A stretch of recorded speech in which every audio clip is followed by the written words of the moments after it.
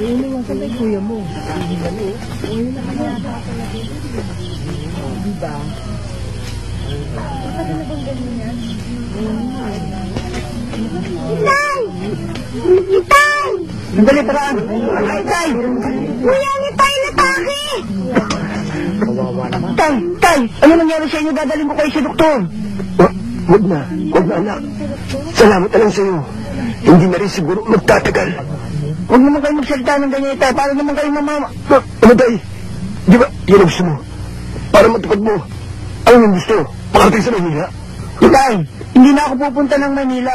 Hindi ko kayo iiwan. Hindi tayo mag-iwawalay. Huwag mo na akong pulahin. Gusto mo akong palusot eh. Alam ko, hindi na ako tatagal.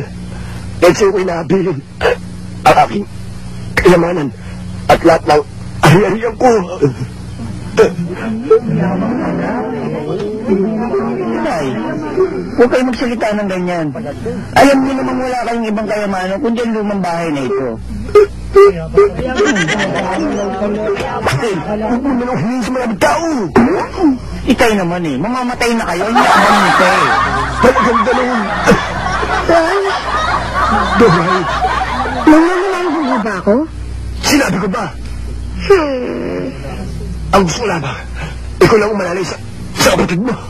Alam mo mga tangay yan eh. Okay ba? Opo, Tay. Ako pong bahala sa tangan yan. Itay naman kung ano yung sinasabi ninyo. Kita nyo ang dami-daming tao eh. At saka hindi pa kayo mamamatay. Lakasan nyo lang ang lobin nyo.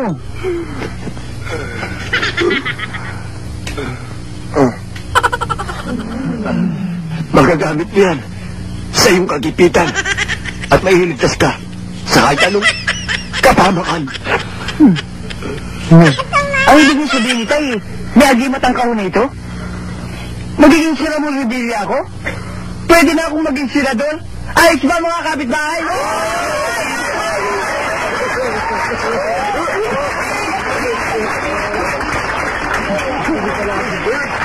Itay?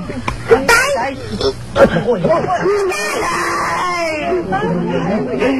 Itay! Bakit?